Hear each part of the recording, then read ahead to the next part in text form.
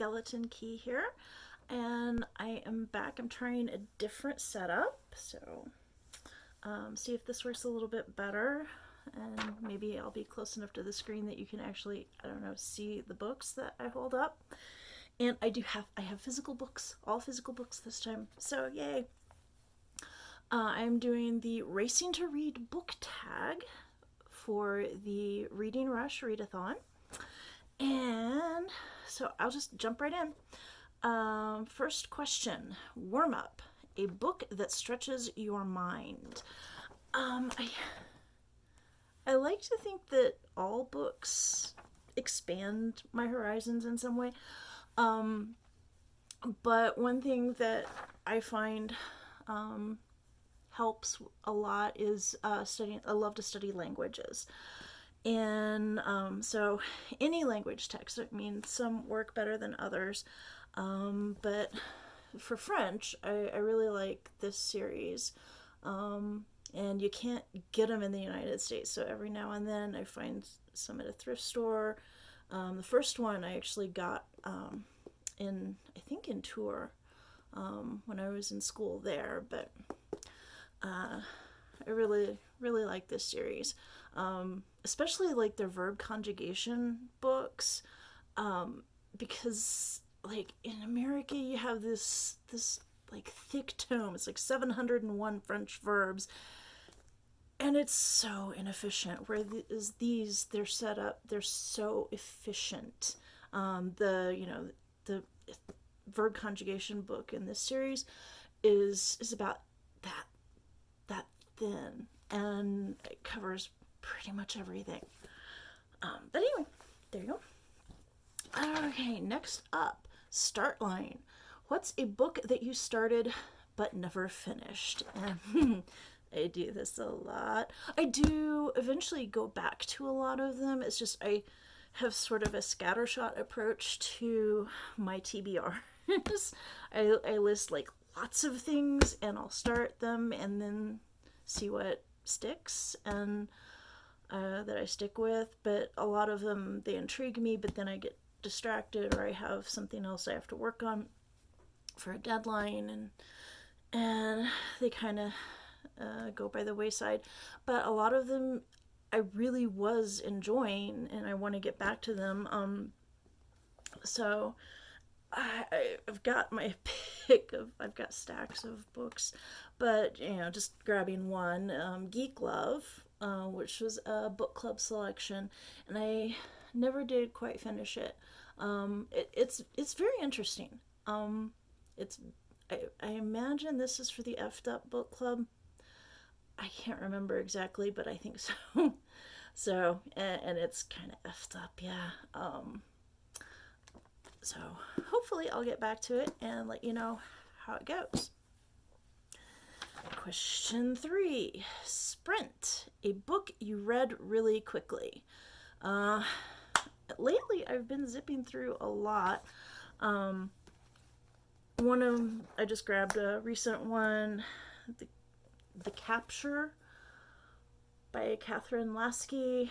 It's the Guardians of Ga'Hoole series, middle grade, anthropomorphic owls. I was like, yeah, anthropomorphic owls. It's not good. It's not good. Next, marathon. What's your favorite long book? I don't read a lot of long books. They're very intimidating. I get started on a lot of them and never get back to them, even though I want to, just because I'm scared, I guess. I don't know. But I'm going to go with, actually, and this is 2 books, and they're both over 600 pages each.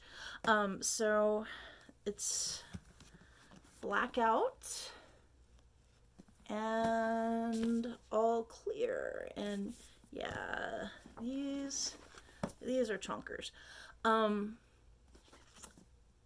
And I put them together like this because it's just one book, one really big book. I'm guessing Connie Willis's publisher was like, nah, nobody's gonna buy a 1,200 page book. We totally will. Yes, we will, and we'll read it. My advice to you is if you've not read these, you'll know pretty quickly in Blackout if it's something you're gonna like. Not everyone likes Connie Willis's style. I love her time travel mysteries, the Oxford time travel series, and this is set in the future and in the Blitz in London. It's time travel, and not everybody likes them. I love them, but you'll know pretty quickly. And Blackout, you get to the end, and it just ends. It's like there's no denouement. This is not a standalone book. You have to have all clear, ready to go. And let's see. Hurdles. What's a book that had ups and downs? Well, I mean, ups and downs, that's what storytelling is, so they all have to have that. So with that in mind, I decided to go with the Timber Creek Canine Mystery Series by Margaret Mizushima.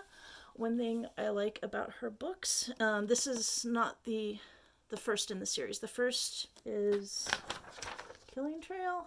I don't know, they all have that same format of title, and it's hard to keep track of. Killing Trail is the first one. They're set in a fictional town in the Rockies in Colorado here. And so this is fourth, fifth, now I've lost track. But this is one of the more recent books in the series. But one of the things I love about these books is that Margaret is really good about hitting those story beats. So it's nice and comforting even when, you know, people are getting set on fire and stuff. Yeah. So, next is Finish Line, a book you were proud to finish. Well, I don't know if proud is the right word, but Great Expectations by Charles Dickens. This was a freaking grudge match. It took me about 10 years to finally, and it's not that thick. It's only, what is this? 448 pages. That's not that long. I mean, 1,200 pages of Connie Willis, and boom. No, Great Expectations is, there were great passages, and I'd be like, yes, that is a well-written scene. That's great. That's entertaining. And then I have to wade through like 50 pages of, I don't know what this is. And before I get to the next good scene. So Dickens is not my man. And next, gold medal, best book you've read during a readathon. Oh, I lied. I don't have a physical copy of this one. I did, but it had to go back to the library. This is my first time doing the reading rush, so I decided to just go with my most recent readathon that I participated in, and that was the Detectathon. And I did complete it. There were like 12 prompts to choose from, and I got through enough to call it done, but I still have other prompts I want to get through. But the very first, the first step in the scavenger hunt was a group read called Ivy Aberdeen's Letter to the World. It's by Ashley Herring Blake. And it was just a great book. It's middle grades. It's a coming of age story and a coming out story. And I mean, it starts off with a tornado, which, I mean, I grew up in tornado country, and it was really well done. Just on every level. I really appreciated that book. Not the sort of thing, I'm usually not interested in middle grade in general, let alone middle grade, you know, coming of age kind of stuff and the angst, but it was handled all very nicely. Participation ribbon, an underrated book you wish got more attention. There are so many, but the first one that comes to mind is by Ali Owens. It's called Bad Fat Person, and this, I mean, it takes on a lot of body image stuff, and not just for women. It's it kind of focuses on women, but it's just about body image things in general. But it's also about recovering from abusive relationships. There's a lot of wisdom in here and a lot of really practical exercises. It's really worth the read for anybody, and I would totally recommend this. So there we go, and that is it. So there, I've done my first book tag. Wow. All right. Well, I hope you enjoyed it. If you're doing the Reading Rush Readathon, I hope you're having fun.